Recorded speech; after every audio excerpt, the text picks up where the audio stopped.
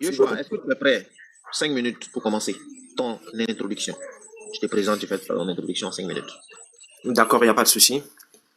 Vous allez me permettre de voir le temps, Cheikh Adiam, ça va me permettre Je vais de mettre le temps calculer. sur toi en haut en même temps. Ok, d'accord, merci. Donc si tu es prêt, je lance. Oui, tu peux lancer. Ok. Seigneur Jésus-Christ, je viens devant toi avec humilité et respect. Que ton esprit me guide dans mes paroles, éclaire mon esprit, et chaque mot prononcé reflète la vérité et la sagesse de ton évangile. Alors, mesdames et messieurs, nous allons poser aujourd'hui une question qui ne révèle ni de la sensibilité religieuse, ni de la préférence spirituelle, mais de la lecture rigoureuse des textes. Que disent réellement les Écritures dans le rôle du sang de Jésus-Christ dans le salut? Je vais commencer par là, et puis après, j'irai dans la crucifixion. Non pas ce que l'on aimerait qu'elles disent, non pas ce que l'on suppose, mais ce qui est écrit noir sur blanc, dans la continuité du texte de la Torah, les prophètes et du Nouveau Testament. Donc le débat n'est pas émotionnel, il est textuel. Et donc, cher Adams, comme tu disais tantôt que l'échange direct, moi ça ne m'intéresse pas l'échange direct, parce que dans l'échange direct, il y a trop de sophismes, on peut raconter beaucoup de choses. Je préfère qu'on se pose des questions. Et j'aime les textes parce que lorsqu'il y a un débat interreligieux comme celui que je vais aborder ce soir avec l'élève d'Abdul Majid qui est Ben Islam, je vais apprendre quelque chose. Parce qu'on ne ressort jamais d'un débat sans toutefois apprendre quelque chose, même si c'est négatif ou positif. Donc moi j'aime le texte. Le texte, ça m'intéresse beaucoup parce que ça me permet d'évoluer en ce qui concerne les échanges interreligieux. Donc les textes, le lexique, l'histoire, la théologie. Et pour être intellectuellement honnête, il faut accepter les règles qui sont très simples. C'est que un texte se discute après avoir été lu, pas avant. Voilà. Et donc, qu'est-ce que je peux dire de l'introduction? C'est que le sang, comme le principe de la vie et de l'expiation, toute la doctrine du salut par le sang du Christ ne naît pas du Nouveau Testament. Et c'est ce qui dérange beaucoup de musulmans et ceux qui s'aventurent dans la Bible. Elle prend racine dans le vocabulaire même de la pensée hébraïque. Et donc, le fondement de la Torah. Lorsqu'on prend par exemple Lévitique chapitre 10, verset 11, la Bible me dit, car la vie de la chair est dans le sang, et je vous l'ai donné sur l'autel, afin qu'il serve d'expiation pour vos vies. Car c'est par la vie que le sang fait l'expiation. Ici, il y a 3 mots-clés. Le sang, qui est le dam en hébreu, la vie, qui est le nefesh, et l'expiation, qui est le kafar. Donc, couvrir, expier, acquitter une dette. Et donc, l'expiation, le kafar, couvre ceci. Donc, le principe juridique biblique, la vie, est porté par le sang. L'expiation explique la substitution et le pardon explique donc un coup vital. Donc, ce n'est pas un symbole. Ce sont des choses qui sont dans le texte. C'est un rituel, c'est légal et c'est sacrificiel. Et donc, à partir du moment où on ne maîtrise pas ces choses-là, on a des difficultés à comprendre la Bible. Donc, la transition vers l'accomplissement. Lorsque le Nouveau Testament parle du sang de Jésus, il n'invente pas un nouveau concept. Il applique le principe lévitique de la personne du Messie. Et donc, la déclaration directe de Jésus, qui va nous dire dans l'évangile de Matthieu, chapitre 26, à partir du verset 27 à 28, il nous dira, il prit ensuite une coupe, après l'avoir rendu grâce, il la leur donna en disant, buvez-en tous, car ceci est mon sang, le sang de l'alliance, qui est répandu pour plusieurs, pour la rémission des péchés. Je verrai comment mon co-débatteur va s'en sortir avec ces versets-là. Et donc, le mot grec, le sang ici, c'est aïma, et l'alliance, c'est diakété, et la rémission, c'est aphésis, c'est-à-dire la rémission de dettes, la libération légale. Ça suit le même cours que je venais de vous citer dans le Lévitique. Alors, qu'est-ce qu'on observe ici? Jésus ne dit pas, ceci représente mon enseignement. Il dit mon sang pour la rémission. Donc, la structure grammaticale grecque lit directement le sang, l'alliance et le pardon. Donc, la confirmation par le témoignage joannique dans l'évangile de Jean, Jean chapitre 19, verset 34, qui nous dira, mais un soldat lui perça le côté avec la lance et aussitôt sortit le sang et de l'eau. Et ce verset est descriptif, non liturgique. Pourquoi? Parce qu'il s'agit d'un détail d'observation. Le mot sang, comme je vous l'ai donné, la terminologie médicale ordinaire. L'auteur insiste sur la matérialisation de cet événement. Et donc, pour terminer, je vous citerai Romains chapitre 5, verset 9, qui nous dit, à plus forte raison donc, maintenant que nous sommes justifiés par son sang, le sang de qui? Le sang du Christ, serons-nous sauvés par lui de sa colère? Et donc ici, on voit clairement que tout est clair. En tout cas, soyez bénis et merci de m'avoir écouté. Merci encore à Yeshua pour son introduction. Béni, est-ce que tu es prêt? Si tu es prêt, 5 minutes. Alhamdulillah. Soma salatu wa salam ala rasulillah. Déjà, assalamu alaikum wa rahmatullahi wa barakatuh. Et je ne dirai ni bonsoir ni bonjour parce que mon salam couvre et transcende le temps et l'espace. Je suis très heureux de relancer ce débat encore pour une deuxième fois avec mon interlocuteur. Et ce soir encore, avec la permission d'Allah, l'incréé créateur de toutes choses, celui-là qui crée sans être créé, qui forme sans être formé, qui tue sans connaître la mort, qui donne la vie parce qu'il est le vivant, celui dont l'existence ne peut pas être connue de nous parce qu'il subsiste par lui-même.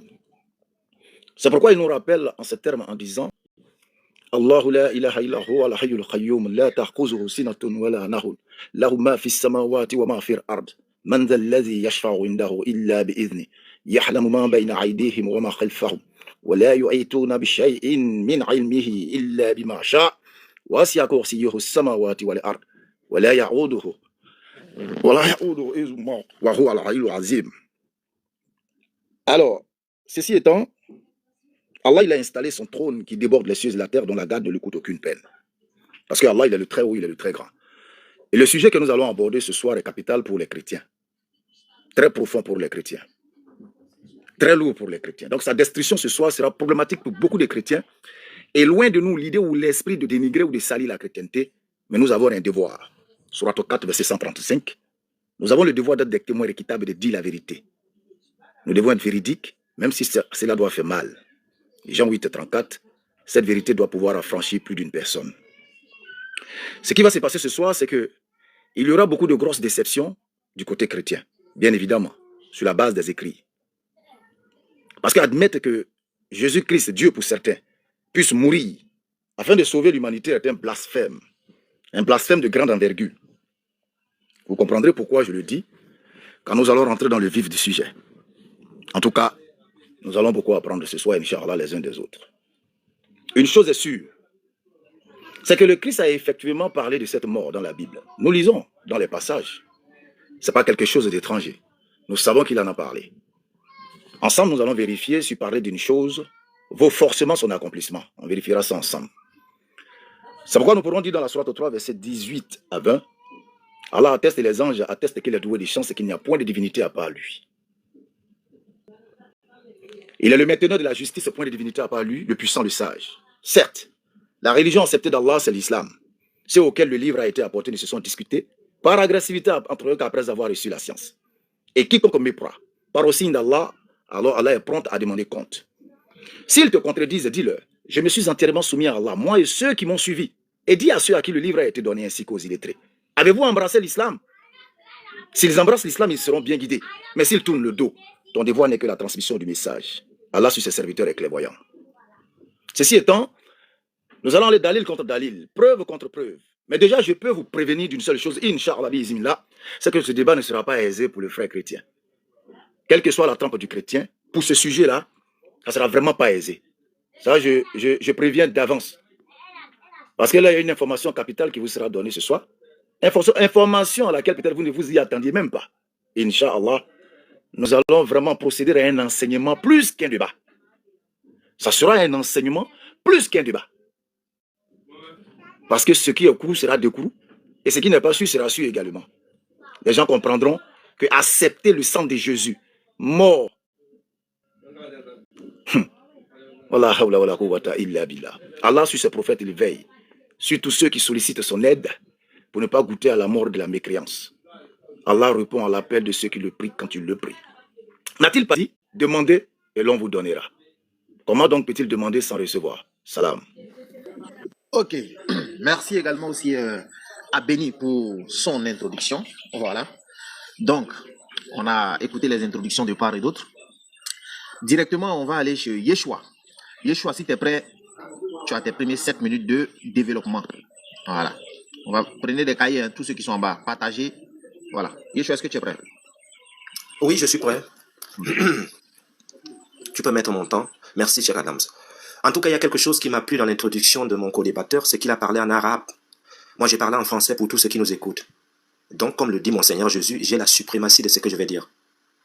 Ici, je pense que 99% des personnes ne comprennent pas arabe. Le but ici, dans cela, est d'instruire les gens. Et donc, aujourd'hui, je vais l'instruire. Et donc, lorsqu'on parle de la crucifixion, malheureusement, l'islam, mon co-débatteur parlait du Coran. On ne parle pas du Coran ici, mon cher, mais on parle de la Bible. Et dans mes textes, tu baveras. Ça, sois-en sûr. Alors, lorsque nous examinons l'histoire chrétienne, c'est-à-dire la crucifixion du Christ, certains prétendent, surtout les musulmans, puisqu'ils ont déjà un problème dans le Coran qui dit que Jésus n'a pas été crucifié, donc il faut trouver des voies et moyens, notamment à mettre des dates qui va écrire un livre que tous les musulmans utilisent, Crucifixion. J'espère que mon co-débatteur ne va pas utiliser ce livre-là parce que je l'ai broyé depuis la nuit des temps. Il est juste devant moi. Je l'ai épilogué du début jusqu'à la fin. Donc si Ahmed Dedat lui-même il était là, j'allais le corriger dessus. Donc j'espère que mon co-débatteur n'a pas ce livre-là, parce que s'il a ce livre-là, il sera dessus. J'espère qu'il a d'autres éléments. Alors, permettez-moi de vous présenter ces preuves-là. Les témoignages directs des évangiles. Il y a 4 évangiles, Matthieu, Marc, Luc et Jean, décrivent explicitement la crucifixion du Christ. Ce ne sont pas des récits secondaires ou tardifs. Ce sont des choses que ces derniers ont vécues qui étaient des disciples de Christ. Par exemple, lorsqu'on prend Matthieu chapitre 27, verset 35, il va nous dire, après l'avoir crucifié. Je pense que ce soir, vous allez assister à ce qu'on appelle de la dissonance cognitive. Peut-être, je ne dis pas que mon co-débatteur va afficher la dissonance cognitive, mais il va lutter contre les textes. Mais je vais dominer parce que le Christ est avec moi présentement et j'ai les textes avec moi. Par contre, lui, il va rêver en fait. Parce que le texte que je venais de vous donner, vous pouvez noter et vérifier, même si vous êtes un musulman. Matthieu chapitre 27, verset 35. Après l'avoir crucifié, qu'est-ce qu'il va me dire? Il va me sortir un livre où on dit que Christ n'a pas été crucifié? Le Coran qui est venu au 7e siècle, au 8e siècle là-bas? Non, nous sommes dans ma Bible. Et ma Bible me dit dans Matthieu chapitre 27, verset 35 que après l'avoir crucifié, qu'est-ce que tu vas inventer? Tu vas créer quoi? Il se partageait ses vêtements et tirant au sort pour savoir ce que chacun prendrait. Matthieu chapitre 27, verset 50. Jésus poussa de nouveau un grand cri et rendit l'âme. Mon co-débatteur, puisque nous sommes africains, il va me dire ce qui signifie dans la langue de Molière, rendre l'âme. Je vais te poser des petites questions basiques pour que même si ceux qui nous écoutent ont un niveau scolaire bas, c'est-à-dire il a juste fait le primaire, je vais permettre à chacun de pouvoir comprendre le sens de notre débat. C'est pour ça que je vais poser des questions élémentaires pour que tu répondes à ma place. Attends-toi à ce genre de questions-là. Je vais te poser la question. Matthieu chapitre 27, verset 50. Jésus poussa de nouveau un grand cri et rendit l'âme. Et je vais te poser la question. Qu'est-ce qui veut dire rendre l'âme et qui a rendu l'âme? À partir du moment où tu diras Jésus, le débat est fini, mon cher ami. Et si tu dis que ce n'est pas Jésus, tous ceux qui sont dans le vont comprendre que, en termes d'honnêteté intellectuelle, tu souffres de ça. Donc tu auras 2 choix. Soit tu prouves à ceux qui nous écoutent que tu es un homme juste puisque tu es un leader. Un leader doit être quelqu'un d'exemplaire. Moi, je suis un leader. Et donc, dans ce live, je veux prouver mon leadership. Tu dois en faire de même. Et tu dois accepter mes textes parce que tu es dans mon territoire. Alors, Matthieu chapitre 27, versets 57 à 60. Le soir étant venu, arriva un homme riche d'Arimathie, nommé Joseph. Il prit le corps de Jésus. Tu me diras, le corps qu'on a pris là, c'était le corps de Grégoire, de Guy, de Guillaume. Tu me diras de quel corps il s'agit ici. Des questions basiques, tu vas devoir me répondre. L'enveloppa à un linge propre et le déposa dans son tombeau neuf. Lorsqu'on prend Marc chapitre 15, verset 24, nous dira, ils le crucifièrent, ce que l'islam nie. Et c'est là le gros problème. Ils le crucifièrent et se partagèrent ses vêtements, en tirant au sort ce que chacun prendrait. Avant de terminer, je voudrais souligner, mon cher co-débatteur, que puisque nous disons la Bible, est-ce que tu acceptes qu'on discute du Coran prochainement? Tu réfléchiras et tu vas me répondre. Je mets ça très tôt pour que tu puisses réfléchir. Si on peut discuter du Coran, parce que chaque fois que toi et moi on débat, on est toujours dans ma Bible, je veux tester quelque chose si tu maîtrises tes textes aussi. Alors, Marc chapitre 15, verset 37. Jésus poussa un grand cri et expira. Marc chapitre 15, verset 43 à 46. Même chose, Joseph d'Arimathée va faire la chose. Luc chapitre 23, verset 33. Lorsqu'il fut arrivé au lieu appelé le crâne, il le crucifiait là. Au lieu là, on l'a crucifié. Luc chapitre 23, verset 46. Jésus éleva la voix et dit, Père, je remets mon esprit entre tes mains. Ayant dit cela, il expira. Jean chapitre 19, verset 18. Là, ils le crucifièrent. Et avec lui, 2 autres. Et de chaque côté, et Jésus au milieu. Les textes sont clairs. Ne souffre d'aucune ambiguïté. Je veux que tu me montres un texte dans la Bible où on dit, Jésus n'a pas été crucifié. Tu ne feras que spéculation. Ah oui. Tu vas te confondre. Lorsque tu vas prendre la parole là, tu diras tout, sauf ce que le texte dit. Mais en tant que leader, je dis leader, on doit trouver une once d'honnêteté dans ta façon de parler. C'est-à-dire ça doit t'habiter, l'honnêteté. Alors, pour terminer, la convergence de ces 4 sources indépendantes est un argument méthodologique, puissant en critique historique. Chaque évangéliste apporte un détail spécifique, le partage des vêtements, le nom de Joseph d'Arimathie, la préparation du tombeau, autant de précisions qui rendent difficile toute invention ultérieure comme le Coran. Et bien évidemment, mon ami béni, qui va aller dans ce sens-là. Donc, comment peut-on nier la crucifixion lorsque les textes sont aussi concordants et clairs? Ah bien, ce qu'il va nous proposer, mais je peux vous assurer qu'il ne va qu'aller dans des conjectures. En tout cas, merci de m'avoir écouté et soyez bénis. Merci encore à Yeshua pour les 7 minutes de développement. Voilà. Et merci à vous tous aussi de bien vouloir respecter l'heure, voilà, le temps. Merci. Donc, Béni, si tu es prêt, 7 minutes. Alhamdulillah.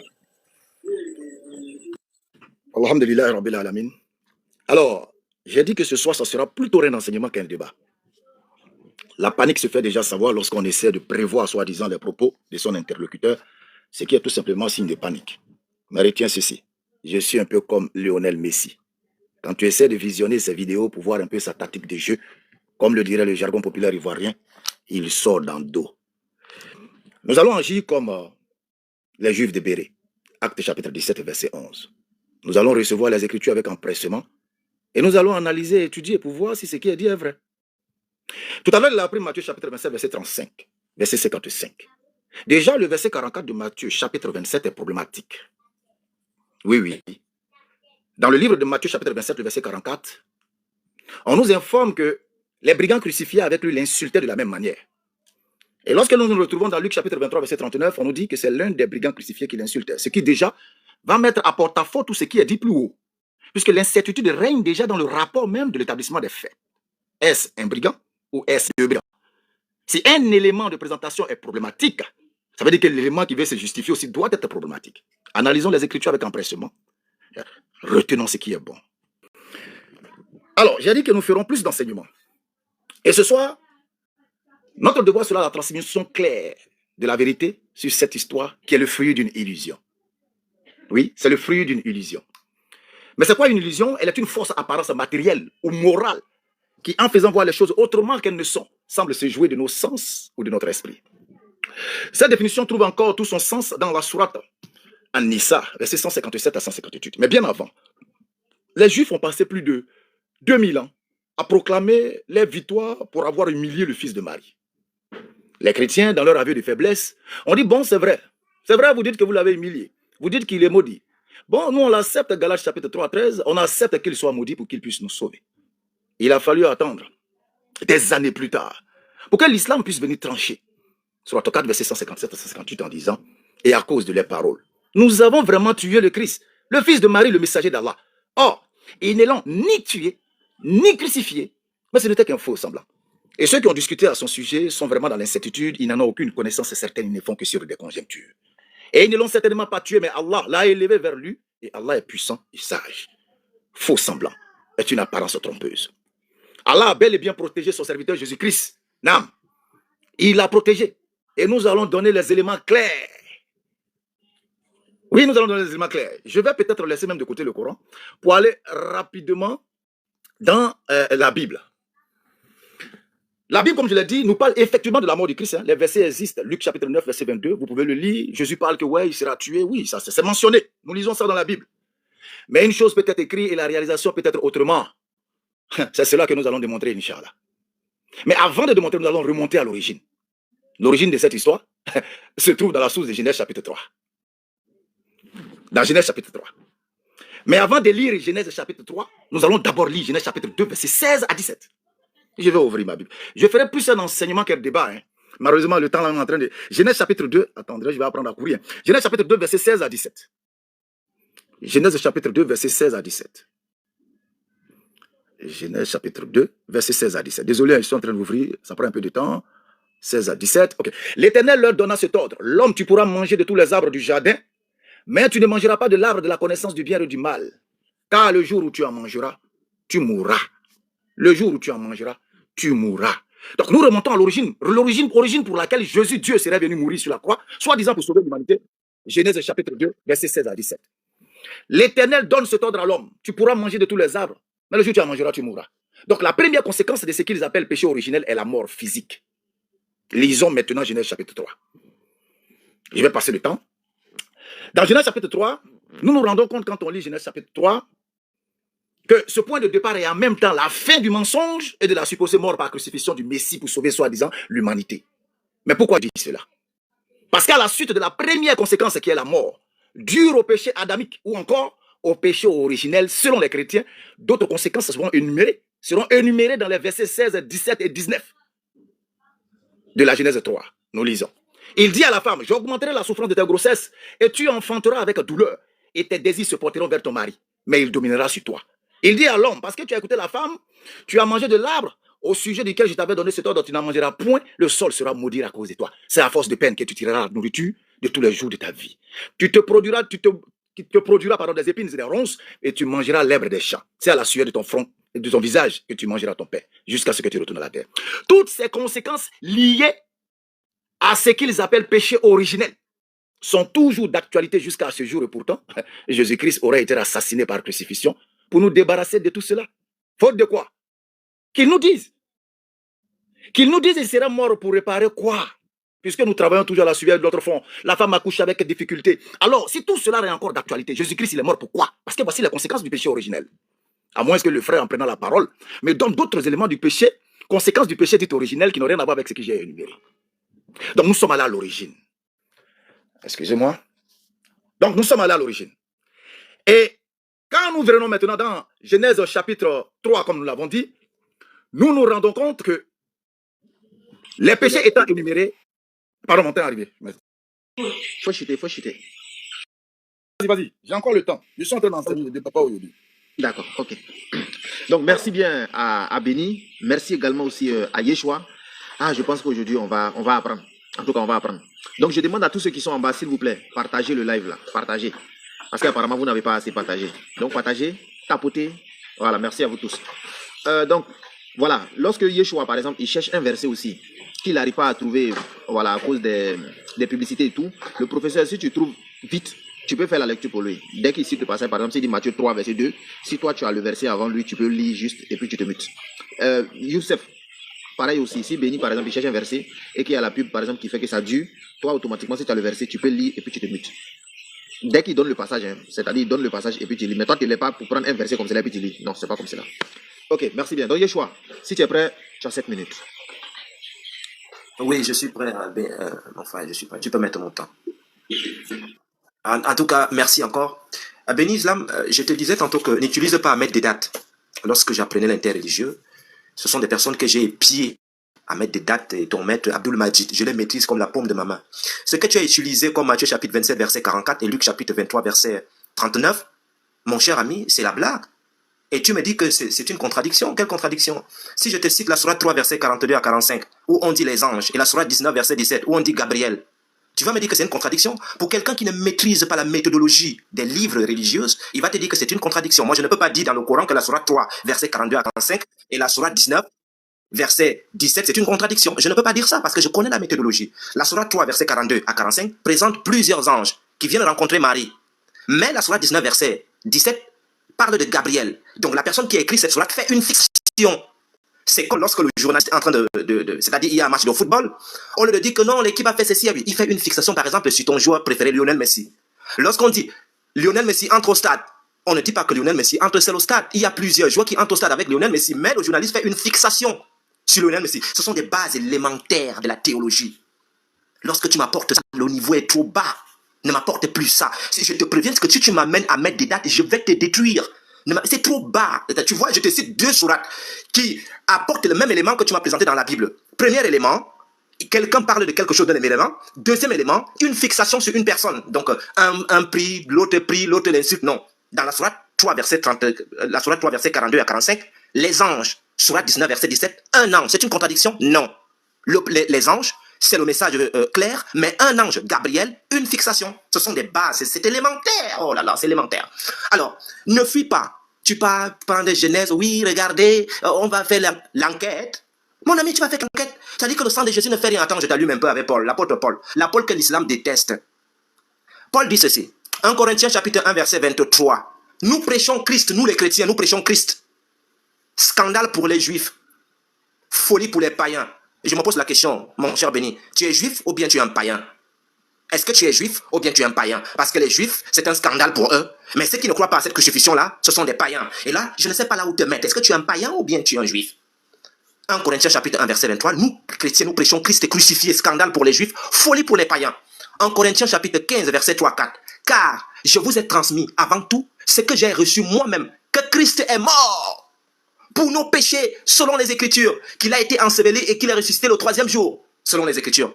Si tu essayes de me poser la question, il est mort selon les Écritures, tu peux me montrer ça? Je vais te donner un enseignement de haut volt. De haut volt. Ça va te faire mal à la tête. Et donc, ne me parle plus des trucs que tu as parlé là, Matthieu. Si tu m'apportes ça, frère, je vais te faire très mal. Alors, Somme 22, verset 16. Car des chiens m'environnent, une troupe de malfaiteurs m'entoure, ils ont percé mes mains et mes pieds. Le 22, 18 dit, ils se partageaient mes vêtements et tirent au sort ma tuque. Ce n'est pas de Jésus dont on parle ici. Ésaïe 53, verset 5. Mais ils étaient blessés pour nos transgressions, brisés par nos iniquités, le châtiment qui nous donne la paix est tombé sur lui. Si tu essayes de m'apporter l'argument des Juifs, je vais te corriger par d'autres Juifs encore qui corrigent ces Juifs que tu vas m'amener. Parce que si tu essaies de me dire qu'Ésaïe 53 parle de la nation d'Israël, tu vas me dire où la nation d'Israël a porté les péchés, le châtiment qui tombe sur l'humanité. Tu vas me montrer ça. Ésaïe 57, verset 7. Comme un agneau qu'on mène à la boucherie. Ésaïe 53, verset 9. Il fut mis au tombeau avec les riches. Zacharie chapitre 12, verset 10. Ils regarderont vers moi, celui qu'ils ont percé. Ils l'ont percé où? À la croix. À la croix, mon cher ami, à la croix. C'est cette croix que toi tu refuses. Tu refuses cette croix-là. Et donc, si je prends des non-chrétiens comme les Tassis dans les annales 1544 ou bien les Flavius Joseph, ils ne disent que la même chose. Christ est mort et crucifié. Alors, Matthieu chapitre 27, verset 35. Après l'avoir crucifié, il se partageait ses vêtements, ce que je venais de te lire, en tirant au sort ce que chacun prendrait. L'explication, elle est très simple. Le partage des vêtements du Christ était un événement concret, difficile à inventer, puisque c'est écrit devant nous. Lorsqu'on partageait ses vêtements, il était où? Il était en voyage, il se baladait? Non, il était à la croix, frère. Ce que toi, tu refuses, mais ce qui est écrit, toi, tu nies l'évidence. Moi, je te montre les textes. Tu dis non, c'est pas sûr, Jésus peut dire qu'il va aller mourir, et pourtant l'événement n'est pas arrivé. Ne m'apporte pas cet argument, il est tordu. Ça, c'est le truc d'Ahmed Dedat, le livre qu'il a écrit, Crucifixion. J'ai ça devant moi. Si tu nies, je te le montre. Donc, ne m'apporte pas les éléments bancals d'Ahmed Dedat à son époque. C'est foutu, ça. Il faut créer d'autres choses. Ne fuis pas dans Genèse. Je te ramène ici, là, chez moi. Est-ce que Christ a été crucifié, oui ou non? Est-ce que son sang sauve, oui ou non? C'est ça le débat. Donc, les enquêtes de Genèse, chapitre 3, il y a eu le mensonge ici, il y a eu... Mon ami, Marc, chapitre 15, verset 24. Ils le crucifièrent. Ils le crucifièrent et se partageaient ses vêtements. Est-ce qu'on a dit qu'on ne l'a pas crucifié? On l'a crucifié, mon ami. Lors des questions-réponses, je ne sais pas comment tu vas faire. Je vais te montrer un texte où Jésus dit, j'étais mort. Tu te rappelles la dernière fois, je vais te poser la même question. Et je vais te poser la question, qui parlait ici, béni Islam? Si tu tentes de dire que c'est Jésus qui dit qu'il était mort, tout le monde va enregistrer ça. Ça serait catastrophique puisque tu dis que Jésus a dit quelque chose, mais est-ce que c'est sûr que ça arrivé? Je vais te montrer là où Jésus dit que j'étais mort. Maintenant, je suis ressuscité au siècle des siècles. Ça, tu vas m'expliquer la partie là. Et donc, de façon claire, Christ a été crucifié et ressuscité. Donc, je te passe le mic. Soyez bénis et merci de m'avoir écouté. Okay. Merci à Yeshua. Voilà, merci pour ton deuxième temps de développement. Béni, si tu es prêt rapidement. Alors, voilà. Alors, mesdames, mesdemoiselles et messieurs, j'ai dit que je ferai de l'enseignement dans un débat. Déjà, on m'a averti de ne pas fuir pour aller dans Genèse. Tu vois, comme Messie, je l'ai dribblé, il est paniqué. Nous sommes remontés à l'origine pour savoir pourquoi Dieu devait-il devenir homme et puis mourir pour sauver l'humanité. La Bible nous dit que c'est parce que Adam et Ève auraient péché, d'où péché adamique ou péché originel. Et la première conséquence de ce péché, c'est la mort physique. Les autres éléments de conséquences énumérés, travailler à la sueur de son front, la femme accouchera avec douleur, la terre sera maudite. Alors, si Jésus, Dieu est mort, pourquoi continuons-nous à mourir encore physiquement? Pourquoi continuons-nous encore à travailler à la sueur du front? Pourquoi la femme continue à accoucher avec douleur? Voilà les réponses claires, les éléments clés auxquels tu dois répondre. Ne panique pas, ça va bien se passer. Maintenant, nous allons faire une petite remarque très importante. Nous mourrons parce que nous aurions hérité, selon les chrétiens, du péché adamique ou péché originel, qui aurait introduit la mort. Romains chapitre 5, verset 12. C'est pourquoi, comme par un seul homme, le péché est entré dans le monde, et par le péché, la mort, et qu'ainsi la mort s'est étendue sur tous les hommes, parce que tous ont péché. Alors, chers frères, dites-nous, Jésus, il est mort, non? Dieu, Jésus, il est mort. Alors, pourquoi on continue de mourir de façon physique? Pourquoi la femme continue à accoucher avec douleur? Réglez ce problème-là, et la crucifixion aura tout son sens. Si vous ne réglez pas Genèse, tout ce que vous direz sera tout simplement de l'illusion ou de la fiction. Réglez d'abord Genèse. Toutes vos questions seront ramenées à Genèse. Alors, accepter la mort par crucifixion de Jésus-Christ, c'est accepter aussi qu'il a hérité de ce péché originel. Pourquoi? Parce que si Jésus est mort physiquement, ça veut dire que la mort du péché originel a aussi atteint Jésus. Parce qu'il s'est mort de façon physique. La mort physique est la première conséquence de ce péché originel. Man, il n'a pas trop le niveau, mais c'est pas bien grave. Je fais l'enseignement. Donc, accepter la mort par crucifixion de Jésus-Christ, c'est accepter aussi qu'il a hérité du péché originel. Comment un corps souillé, héritier du péché originel, peut-il servir de sacrifice pour sauver soi-disant des pécheurs? Et j'oubliais.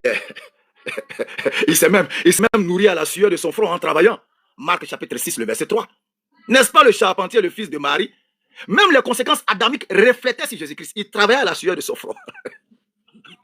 Alors, Genèse chapitre 22, verset 12 à 13.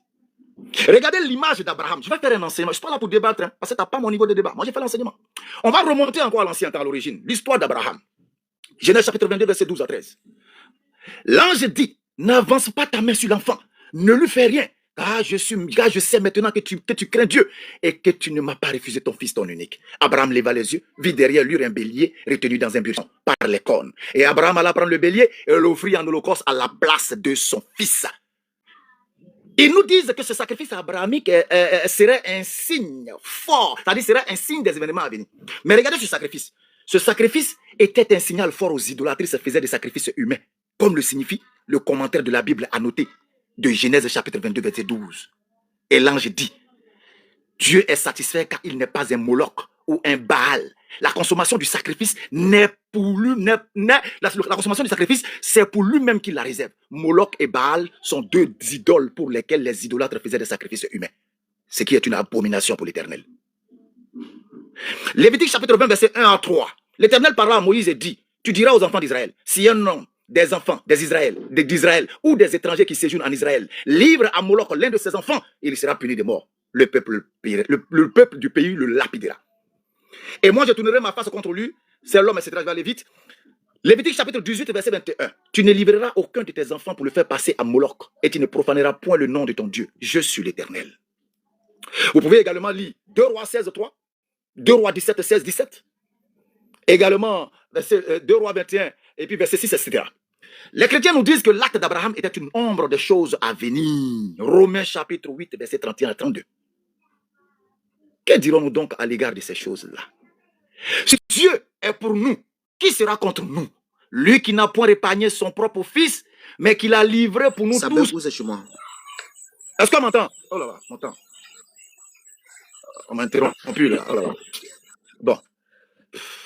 Romains chapitre 8, 31 à 32. Que dirons-nous donc à l'égard de ces choses? Si Dieu est pour nous, qui sera contre nous? Lui qui n'a point épargné son propre fils, mais qui l'a livré pour nous tous. Comment ne nous donnera-t-il pas aussi toutes choses avec lui? Commentaire de la Bible annoté de Romains chapitre 8 et 32.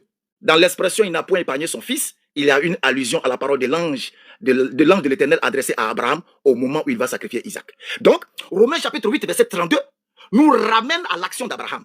Mais petite méditation. Est-ce que Abraham est arrivé à sacrifier son enfant à Dieu? Non, Dieu l'a remplacé par une bête. Dieu l'a rationné, racheté par une bête. Alors, comment comprendre? Abraham avait donné à Dieu ce qu'il avait de plus cher au monde, son fils. Celui-ci qui reposait la promesse en immolant, il avait tout donné à Dieu. Image fiable mais juste de la conduite du Père Céleste lui-même, qui pour sauver les pécheurs donne son propre fils. Donc, le sacrifice d'Abraham doit aller de pair avec ce que Jésus aurait fait. Pourtant, le sacrifice d'Abraham, l'enfant n'a pas été tué. Il a été remplacé. Il a été racheté. Petite méditation. Alors, de cette explication, ils font semblant d'ignorer l'acte très important qui, au lieu de sacrifier un homme...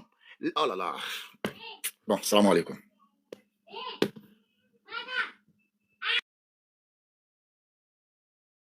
Ok. Donc, merci encore à Béni.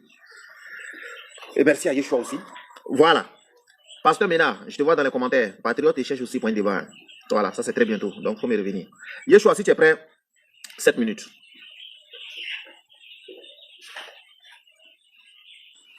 Je suis prêt. Ok, merci. En tout cas, le temps que tu fuis dans les spéculations, moi je vais te donner des versets qui sont clairs. Nombre chapitre 21, verset 8-9. Le serpent est levé. Qu'est-ce que le texte dit? Et l'Éternel dit à Moïse, fais-toi un serpent brûlant et place-le sur un étendard. Quiconque sera mordu et le regardera, vivra. Premier point, verset 9. Moïse fit un serpent d'airain et le plaça sur l'étendard. Si un serpent mordait quelqu'un, il regardait le serpent d'airain et il vivait. On entre donc dans cette typologie du Nouveau Testament. Jean chapitre 3, verset 14. Et comme c'est Jésus qui parle maintenant, ça te dit, je te donne un cours gratuit. Toi, tu fais des spéculations. Tu cours dans tel verset. Oh, dans ce verset, on dit ceci. Toi-même, tu fais ton tafsir.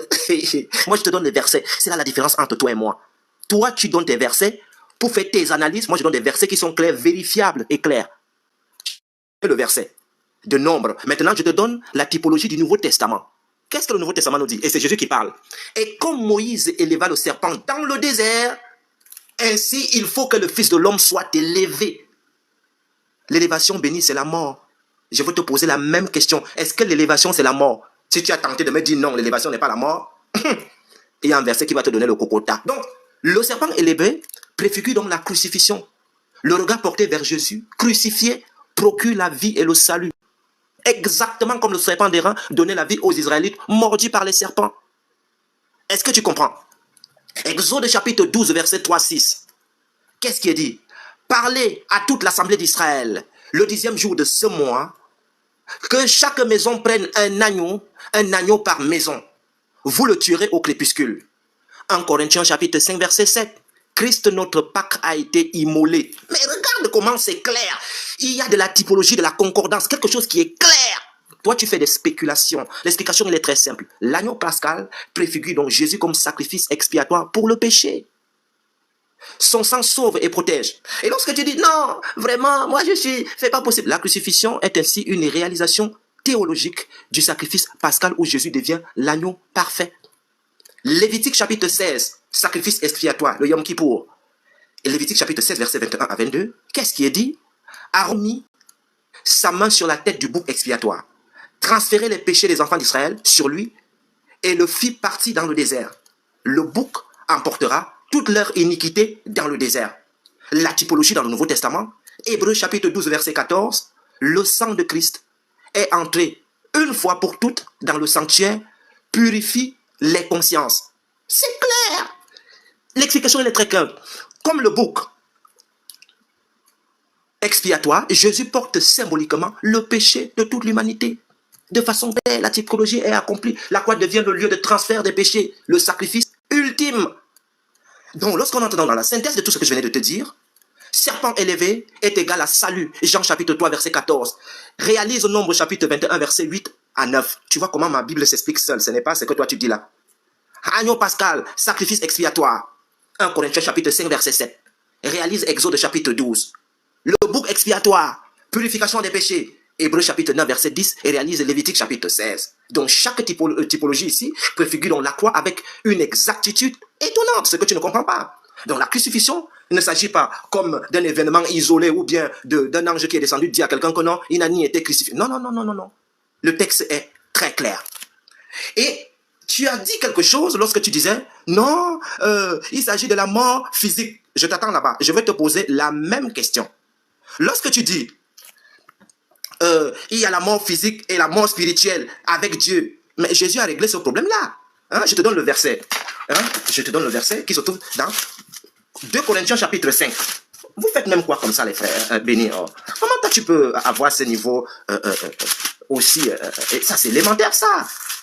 Des choses comme ça. 2 Corinthiens chapitre 5, je t'invite à le lire. 2 Corinthiens chapitre 5, voilà. À partir du verset 17 à 19. Il dit ceci. Si quelqu'un est en Christ, il est une nouvelle créature. Béni, béni. Si quelqu'un est en Christ, il est une nouvelle créature. Les choses anciennes sont passées. Béni, béni. Les choses anciennes sont passées. Voici, toutes les choses sont devenues nouvelles. Béni, béni. Nouvelles, nouvelles. Tu n'as pas lu la partie là. Et tout cela vient de Dieu, qui nous a réconciliés avec lui par Christ. Béni, béni. Mais je ne sais pas, est-ce que tu n'as pas lu cette petite partie-là? Et qui nous a donné le ministère de la réconciliation. Il ne fallait pas toucher ça. Tu viens dire, oui, séparé de Dieu. Le texte est clair, je relis pour toi.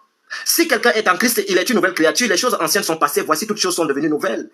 Et tout cela vient de Dieu, qui nous a réconciliés avec lui par Christ, et qui nous a donné le ministère de la réconciliation, car Dieu était en Christ réconciliant le monde avec lui-même, et en appuyant tout point aux hommes, en imputant tout homme leur offense. Et il a mis en nous la parole de la réconciliation. Non, non, mon frère, le texte, il est clair. Donc, ce que tu as dit là, tu étais complètement à l'ouest. Non, c'est que séparé de Dieu, pourquoi l'homme accouche, pourquoi la femme accouche. Eh, mon ami, le texte venait de te répondre de façon claire.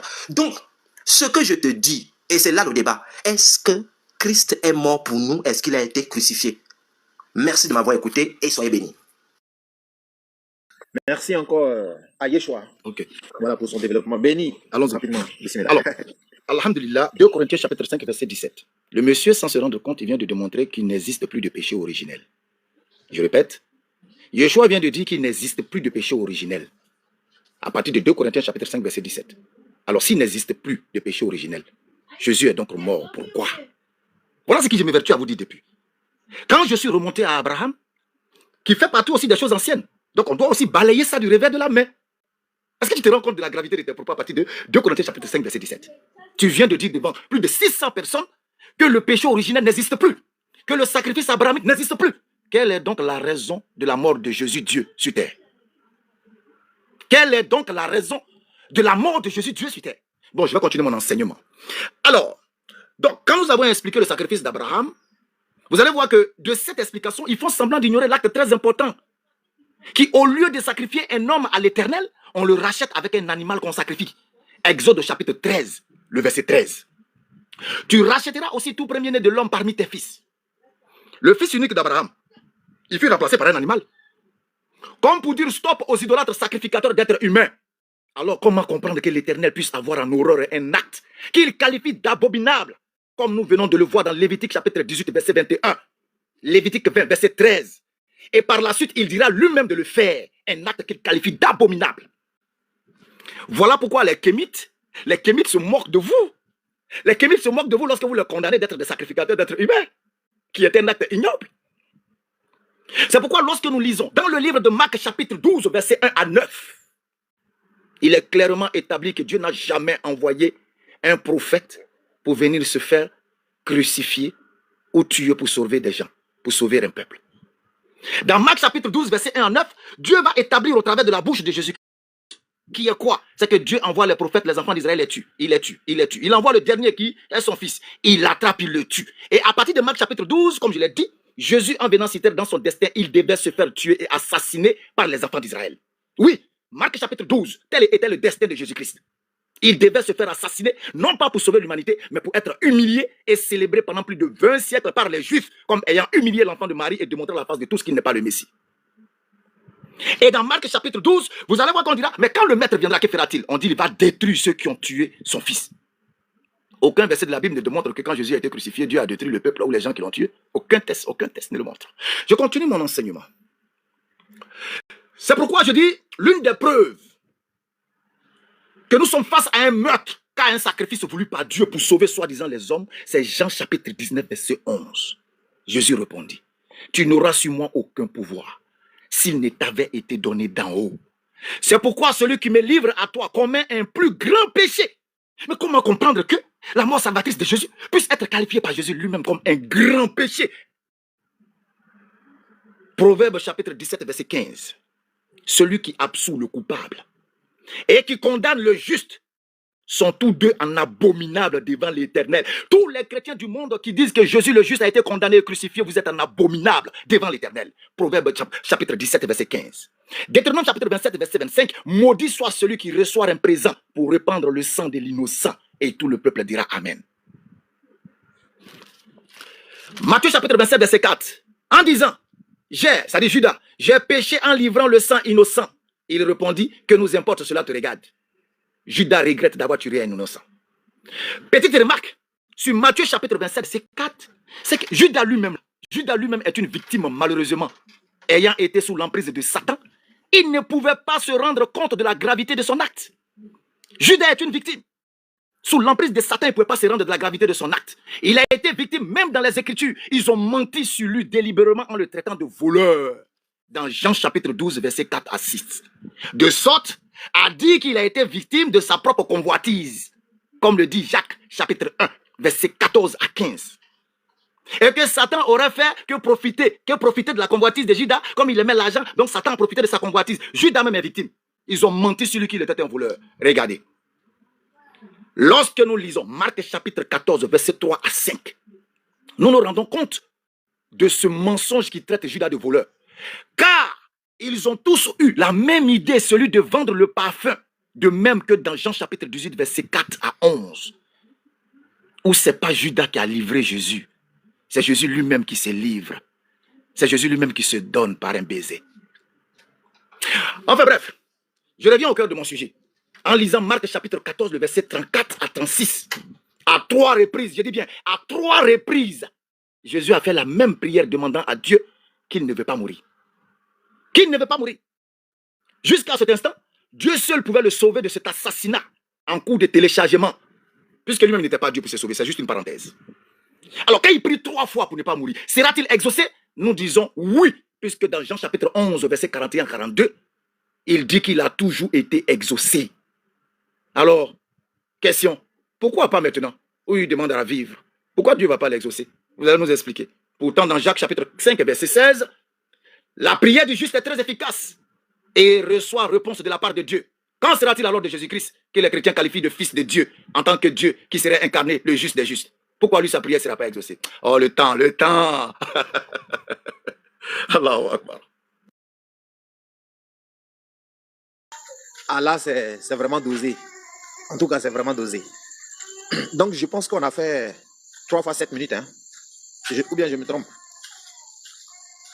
Prolonger après là, l'enseignement ne pas. Yeshua, pardon, à cause de Dieu. On a qu'à ajouter encore 3 petites minutes encore. Pardon. Yeshua, est-ce que vous souhaitez encore qu'on vous donne 7 minutes encore? Parce qu'apparemment, les arguments, ça reste encore. Hein. Ah, il n'arrive pas encore à s'en sortir avec ça. En tout cas, s'il veut un dernier 7 minutes, il n'y a pas de problème. Hein. Moi, je n'ai pas de souci à ça. Je pense que, en ce qui me concerne personnellement, le débat est cloué. Non, pas un dernier, au moins deux. Au moins deux petits 7 minutes. Quoi. Il y a quelque chose de très intéressant que j'ai à vous donner. Pardon, Yeshua.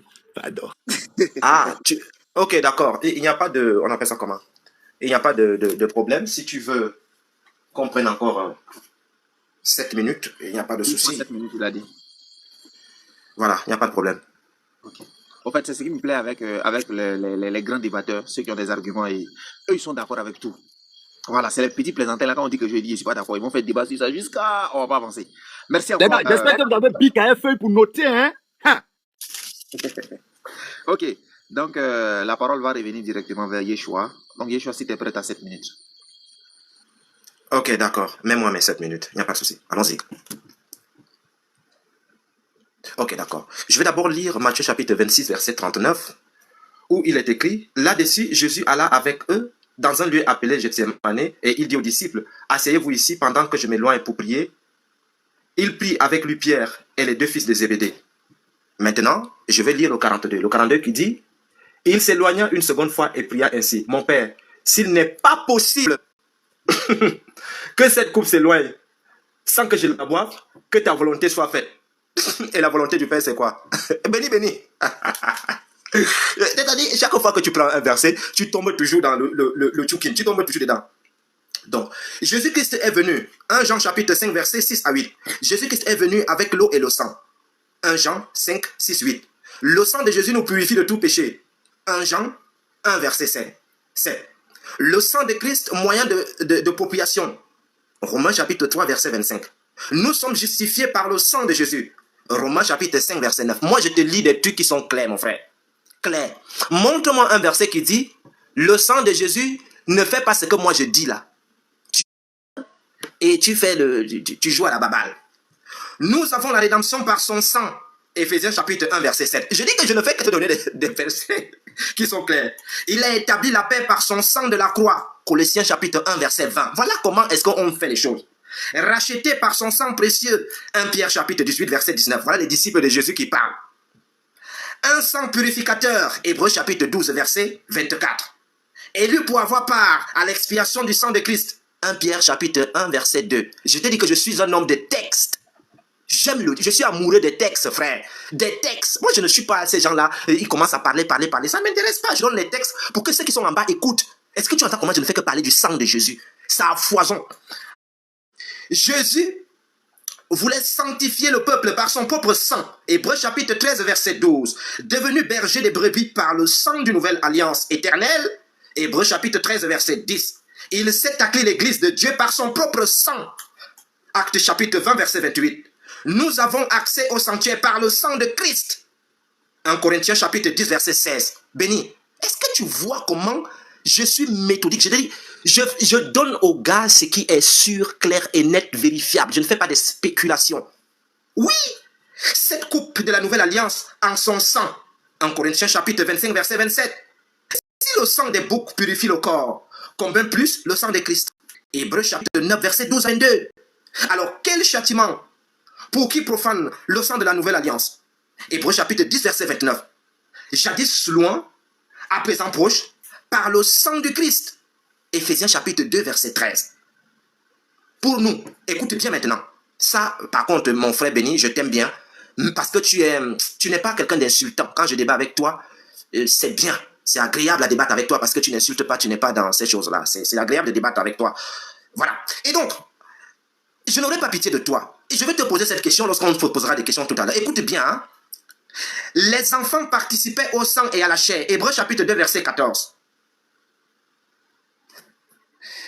Maintenant, le sang de bouc procure la pureté du corps. Hébreux chapitre 9, verset 22. Maintenant, Christ, de son côté, le Christ nous a délivrés de nos péchés par son sang. Béni, béni. Par son sang. Apocalypse chapitre 1, verset 5 à 6. Par son sang, tu as racheté des hommes pour Dieu. Apocalypse chapitre 5, verset 9. Ils ont blanchi leurs robes dans le sang de l'agneau. L'agneau ici, c'est Jésus. Apocalypse chapitre 7, verset 14. Il a vaincu le diable par le sang de l'agneau. L'agneau ici, c'est Jésus. Apocalypse chapitre 12, verset 11. Les 144 000 rachetés comme prémisse pour Dieu et pour l'agneau. Apocalypse chapitre 14, verset 4. Donc, la lune devint comme du sang. Apocalypse chapitre 6, verset 12. Il y a eu de la grêle et du feu mêlé au sang. Apocalypse chapitre 8, verset 7. Je peux te citer jusqu'à la fin. Ce qui te dérange, c'est quoi, mon frère béni? Il faut laisser l'islam.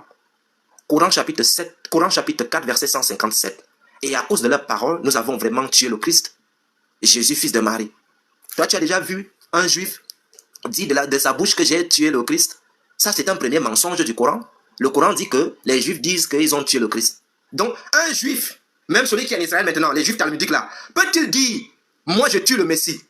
Mais le Mashiach est tout pour eux. Donc, ça, c'est un verset qui ment. Ça, c'est pas un bon verset. C'est pas un bon verset ici. Ça, il y a le mensonge dans ce verset. À cause de leur parole, nous avons vraiment tué le Christ, Jésus, fils de Marie, le messager d'Allah. Qui peut dire ça? Alors qu'ils ne l'ont tué ni crucifié, ce n'était qu'un faux semblant. Écoutez bien, ça me fait souvent rire quand je lis le verset-ci. Allah, le Dieu de l'islam, il a laissé maman Marie pleurer jusqu'à sa mort. Il n'a pas dit à la pauvre dame que celui qui était à la croix là, c'était un faux semblant. La pauvre dame, maman Marie, est morte sachant que c'est son fils qui est à la croix, selon l'islam.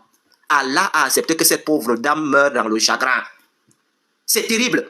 Dans le chagrin. Elle croyait que c'était son fils, mais Allah dit que c'était un faux semblant. C'était son jumeau. Le premier, c'est-à-dire la première personne à avoir fait la chirurgie, c'est-à-dire là où on change les faces là, c'est le Dieu de l'islam.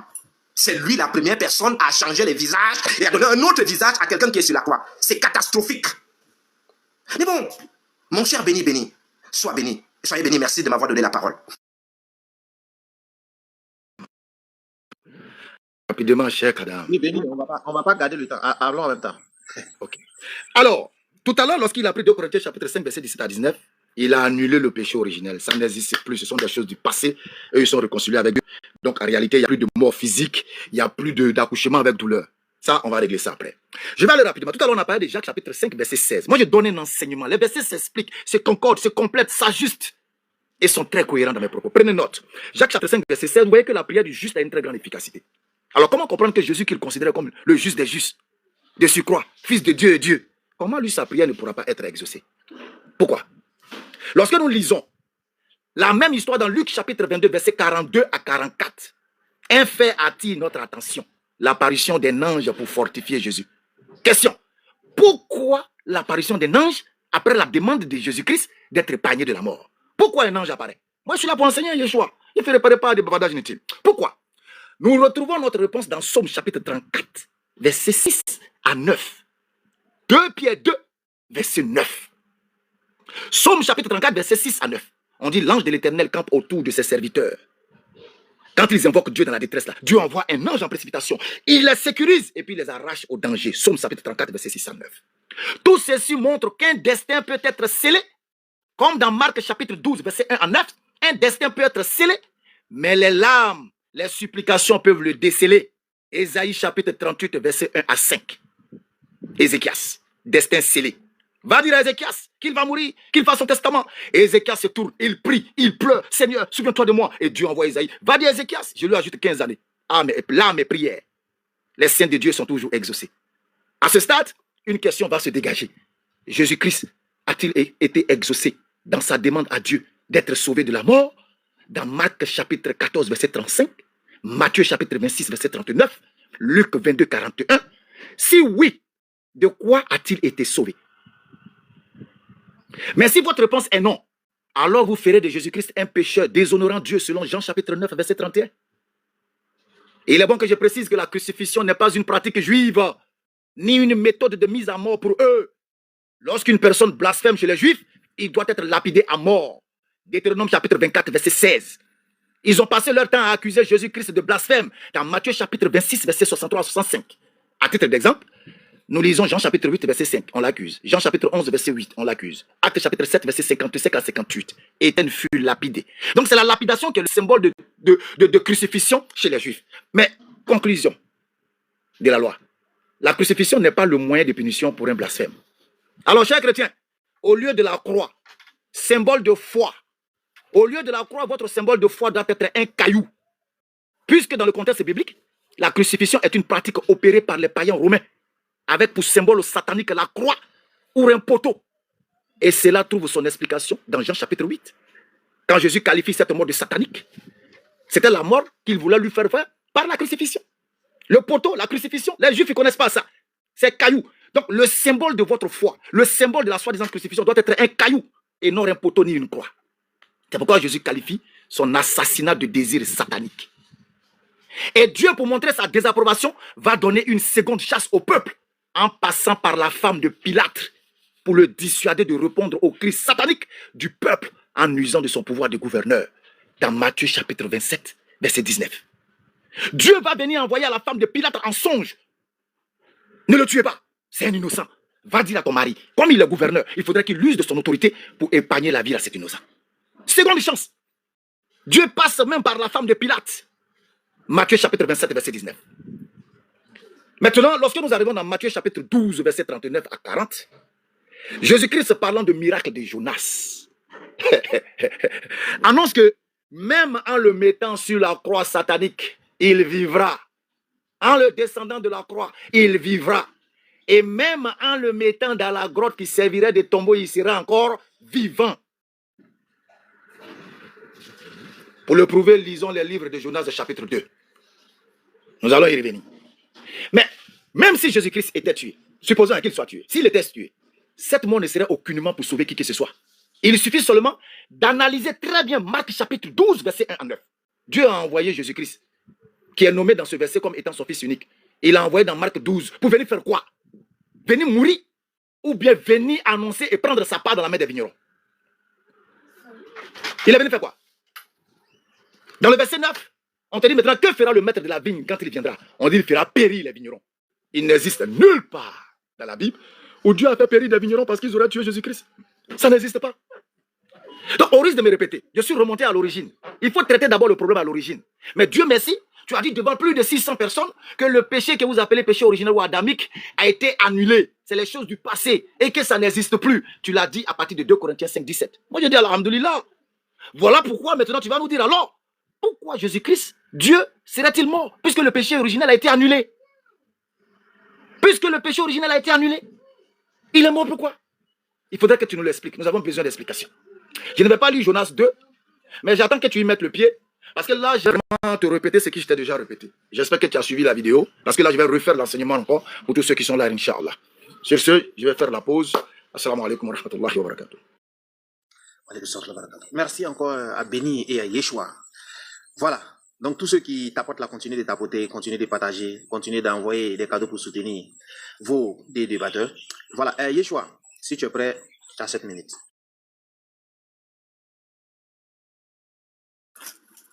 Oui, tu peux mettre mon temps, frère. Vas-y. Ok. Béni Islam, je ne sais pas si tu t'es écouté. Quand tu étais en train de parler, tu as fait le togol qui était terrible. Tu venais de contredire Allah. Surat 4, verset 157. Tu as dit devant tout le monde, et j'espère que les frères ont enregistré, que les Juifs ne tuent pas sur la croix. Ils lapident. Et donc c'est Jésus qu'on devait mettre, Jésus qu'on a mis à la croix, là, les Juifs ne tuent pas comme ça. Et pourtant, Allah dit que les Juifs disent qu'ils ont tué Jésus. Oh, Madre Dios, Madre Dios. Et tu venais de donner un cocota à Allah. Non, tu venais de prouver qu'Allah, ce qu'Allah a dit dans le Coran, c'est faux. Toi-même, tu venais de le dire au Togol. Toi-même, tu dis, les Juifs ne font pas ça. Les Juifs lapident. Alors, lorsque Allah dit que les Juifs ont tué Jésus, ils ne l'ont ni tenu crucifié. Il parlait de quel Juif? Lui parle de quel Juif? Allah parle de quel Juif ici? Au Togol. Oh oui.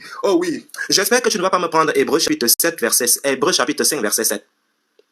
Voilà, j'espère que tu ne vas pas me prendre ces jours de sa chair ayant présenté avec des grands cris et des larmes et des prières, des supplications. Si j'ouvre ma caméra, tu verras. Maintenant, tu as changé de langue parce que je t'ai averti au début. Si j'ouvre ma caméra tout de suite, je te montre le livre d'Ahmed Dedat.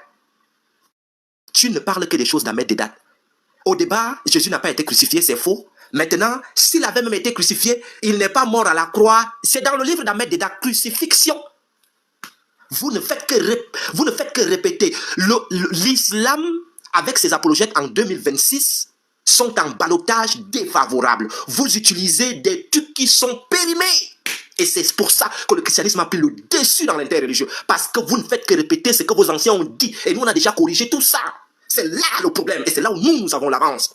Et je bénis l'Éternel pour avoir suscité des gens comme moi, pour corriger ces trucs-là. Et donc, tu dis que lorsque on tue quelqu'un à la croix, ce n'est pas un acte des Juifs. Mais mon cher ami, pourquoi Allah dit qu'ils disent qu'ils ont tué Jésus, les Juifs, mais ce n'était qu'un faux semblant à la croix et qu'il a remplacé une autre personne, ils n'ont ni tué ni crucifié, ce n'était qu'un faux semblant. Finalement, c'est quoi? Qui ment entre toi et Allah? Qui dit la vérité? Donc, ce qu'il faut comprendre, mon cher ami, je vais te le répéter une bonne fois pour toutes. Toi et moi, on discute sur le sang de Jésus. Est-ce que le sang de Jésus nous sauve? Oui ou bien non? C'est là le point. Alors, je vais te dire un autre petit verset, très facilement, qui nous dit ceci. Le chemin du sentier n'est pas ouvert tant que subsiste la première tente. Hébreux chapitre 9, verset 8. Le sentier terrestre de la première alliance. Hébreux chapitre 9, verset 1, 5. Christ est entré une fois pour toutes dans le sentier avec son propre sang. Avec son propre sang béni. Hébreux chapitre 9, verset 12. Nous avons accès au sanctuaire par le sang du Christ. Hébreux chapitre 10, verset 19. Est-ce que tu comprends ça? Donc, entré en agonie, Jésus priait de façon plus intense et sa chair devient comme les gouttes de sang. Luc chapitre 22, verset 44. Judas, j'ai péché en livrant le sang des innocents. Matthieu chapitre 27, verset 4-8 que tu as cité. Et Pilate, je suis innocent du sang de cet homme. Matthieu chapitre 27, verset 24. J'ai tout noté. Les Juifs, que son sang retombe sur nous et sur nos enfants. Matthieu chapitre 27, verset 25. L'un des soldats lui perça le côté et il en sortit et l'eau et le sang. Jean chapitre 19, verset 34. Ceci est mon sang. C'est Jésus qui parle maintenant. Ceci est mon sang, celui de l'alliance, versé pour la rémission de quoi? Des péchés ou bien de quoi? Matthieu chapitre 26, verset 26. Marc chapitre 14, verset 24. Luc chapitre 22, verset 20. Qui mange ma chair et boit mon sang possède la vie éternelle et demeure en moi et moi en lui. Jean chapitre 6, verset 53-56. La guérison de la femme enceinte d'un flux de sang. Matthieu chapitre 9, verset 20. Et donc, tout le sang des justes répandu sur la terre retombera sur cette génération. Matthieu chapitre 23, verset 30. Et c'est là où tu as pris la parabole des vignerons. J'espère que tu ne vas pas toucher la parabole des vignerons. Hein? Parce que si tu touches la parabole des vignerons, alors là, c'est très grave. Tu dis que Jésus-Christ revient. Mon cher ami, tu ne connais pas. J'ai enseigné ça ici la dernière fois à l'un de tes frères. Celui qui grattait la tête là. On appelle comment? Il a un nom là. Il voulait importer le truc là. Il ne connaît pas le Messie Ben Youssef et le Messie Ben David. Il ne connaît pas. Que c'est le Messie Ben David qui vient. C'est-à-dire la deuxième fois, c'est le Messie Ben David qui vient. Le premier, c'est le Messie Ben Youssef. Donc, dans le christianisme, le Messie a deux venues. Deux venues. Et est-ce qu'on doit vous apprendre les choses élémentaires? Vous dites que vous êtes des personnes qui veulent comprendre la Bible, mais vous ne comprenez pas grand-chose. Et donc, mon cher ami, moi je te donne des versets qui sont clairs et limpides. Je te donne un autre. On dit ceci. Le Christ, je vais te prendre un verset encore plus simple. Le Christ est vêtu d'un manteau teint de sang. Apocalypse chapitre 19, verset 13. Quand redonneras-tu notre sang à ceux qui habitent sur la terre? Apocalypse chapitre 6, verset 10. Qui donne à Deutéronome chapitre 32, verset 43 et Job chapitre 16, verset 18 que j'ai entendu. Alors, ce que moi je vais te dire, une bonne fois pour toutes, parce qu'on va entrer dans les questions-réponses tout à l'heure là. Jésus-Christ est venu avec l'eau et le sang. 1 Jean chapitre 5, verset 6 à 8. Le sang de Jésus nous purifie de tout péché. Tu vas nous dire si c'est écrit, si ce n'est pas écrit. Je vais te dire, le sang de qui nous purifie? Je veux juste que tu me dis de Grégoire ou bien de Jonathan. Tu dois seulement me dire de Jésus. Je vais te poser des questions simples. Le sang de qui nous purifie? Seulement que tu répètes Jésus. Tout simplement Jésus. Et dès que tu diras Jésus, eh béni, béni. Eh béni, béni. Les gars sont en bas, ils sont en train d'enregistrer. Tu vas passer à BFM TV de façon claire. Mais retiens que tu venais de punir Allah. Soyez bénis. Merci encore, Yeshua. Ok. Donc, Béni, on va prendre le temps. Allons-y. Rapidement, s'il te plaît. ok. Rapidement, merci beaucoup. Bon, sourate 4, verset 157 à 158, je vais brosser simplement l'ignorance du frère. Ils ne l'ont ni tué ni crucifié. Allah même confirme mes propos. Les Juifs ont profité d'un acte satanique opéré par les Romains de l'époque. Eux, ils ne crucifient pas l'homme. C'est un défi. Les Juifs ne tuent pas par crucifixion. Deutéronome chapitre 21, verset 22 ne parle pas de crucifixion. Je répète, Deutéronome chapitre 21, verset 22, que vous avez récupéré pour coller à Galates 3, 13, est un gros mensonge. Je vous donne aujourd'hui ça, cet enseignement. Dans Deutéronome chapitre 21, verset 22, les Juifs ne mettaient sur le poteau que lorsque celui qui est maudit finissait de mourir. Alors ils vont prendre son corps et le plaquer sur le poteau. Commentaire de Rachi dans la voie de la Torah de Deutéronome chapitre 21, verset 22. Je reviens rapidement parce que le temps vraiment me fait défaut. Je l'ai dit tout à l'heure que lorsque nous disons, je répète encore, le symbole de votre pseudo-assassinat de Jésus, c'est un caillou, c'est pas poteau, c'est pas croix, c'est caillou. Parce que les Juifs ont reçu l'ordre de détruire tout blasphémateur avec un caillou, on lapide. Donc dorénavant, porter des cailloux au cou et non une croix, qui est le symbole de la malédiction et d'une pratique opérée par les païens romains. Porter un caillou au cou et non une croix, ni un poteau, c'est un caillou. Symbole de tuerie ou de lapidation de tout blasphémateur. Dans Jonas chapitre 3, pourquoi Jésus nous cite Jonas? Il ne vous sera donné autre signe que celui de Jonas. Pourquoi? Je l'ai dit tantôt, avant que je ne laisse la parole, j'avais dit, en mettant Jésus sur la supposée croix, il sera vivant. Parce que lorsqu'il parle du miracle de Jonas dans Matthieu chapitre 12, verset 39 à 40, en le mettant sur la croix, il est vivant. En le descendant, il est vivant. Et il sera vivant même quand vous allez le mettre dans la grotte. Et il sera vivant même quand vous allez le descendre. Tu dis que nous utilisons Ahmad-Didad. Alhamdulillah. Une vérité s'utilise même sur des milliards d'années. Alors, lorsque nous lisons le livre de Jonas rapidement, Jonas dans le ventre du poisson prie l'Éternel, son Dieu. Dans la Bible, il n'y a aucun verset où un homme mort va se mettre à prier l'Éternel et il sera exaucé. Yeshua, tu me sors ça dans la Bible, de la Genèse à l'Apocalypse. J'atteste devant 700 personnes que le débat, tu l'as gagné. Ou une personne morte dans le séjour des morts invoque l'Éternel avec une prière et puis il est exaucé. Tu me sors ça de la Genèse à l'Apocalypse, j'arrête le débat, je ne continue plus. J'ai dit à Cheikh Adam, coupe le live. Alors, Jonas dans le ventre du poisson va se mettre à prier. Il dit, dans ma détresse, j'ai invoqué l'Éternel et il m'a exaucé. Du sein du séjour des morts, j'ai crié. Tu as entendu ma voix. Tu vas me parler des séjours des morts. Je vais aller directement à l'enseignement parce que je te l'ai déjà donné. Quand on parle de séjour des morts, je vous invite à aller lire Somme chapitre 88, verset 13. Somme chapitre 94, verset 17, 30, 10. Et Ézéchiel 32, verset 27. Est-ce que je pourrais lire tout ça? Je ne pense pas. Si j'ai le temps, je peux revenir. Tu m'as jeté dans l'abîme, dans le cœur de la mer, et les courants d'eau m'ont environné. Toutes les vagues et les flots ont passé sur moi. Je disais, je suis chassé loin de ton regard, mais je verrai encore le Saint-Temple. Les eaux m'ont couvert jusqu'à m'ôter la vie. J'insiste là-dessus parce que je veux que tu rentres. Jusqu'à m'ôter la vie. L'abîme m'a enveloppé, les roseaux ont entouré ma tête. Quelqu'un dont la vie a été ôtée ne peut pas parler, papa. On ne prie pas Dieu au séjour des morts. Arrête, fais pas ça. On ne prie pas Dieu. Donc quand il parle de la vie a été ôtée là, ça va s'expliquer. Je peux t'expliquer ça encore. Selon le commentaire de Matthieu Henry, Bible à noter, je peux te le donner, mais je vais laisser ça passer. Les hommes m'ont couvert jusqu'à m'ôter la vie, l'abîme enveloppe. Je suis descendu jusqu'aux racines des montagnes, les barres, etc., etc. Quand mon âme était abattue au-dedans de moi, quand mon âme était abattue au-dedans de moi, je me souviens de l'Éternel et mes prières sont parvenues jusqu'à toi dans ton Saint-Temple. Je te l'ai déjà dit, le temps est trop court pour moi. Je te l'ai déjà dit que quand tu remontes à l'origine, toutes les questions que tu vas poser seront répondues à la lumière de l'origine. Adam et Abraham. Est-ce qu'il y a péché originel ou pas? Est-ce que Jésus a annulé le péché originel ou pas? Est-ce que l'acte d'Abraham était l'ombre de ce que Jésus devait faire ou pas? Toutes les questions que tu poseras. Parce que ces deux éléments de l'origine vont te démontrer que la crucifixion n'est qu'une œuvre illusionniste et imaginaire de Paul. C'est Paul qui vous a mis dans tout ce problème-là, dans tout ce bois-là. C'est Paul. Donc pour que tu aies réponse à tes questions de oui le sang, règle d'abord l'origine. Quand tu vas régler l'origine, toutes les questions que tu poseras sur le sang auront leur sens. Et je te répondrai aisément. Quand Jésus-Christ te dit dans Jean chapitre 8, vous voulez accomplir les désirs de votre père, le diable, il a été meurtrier dès le commencement. Tout à l'heure, tu nous diras, quel est donc ce désir que Jésus qualifie d'œuvre de satanique? Quel est ce désir que Jésus qualifie d'œuvre de satanique?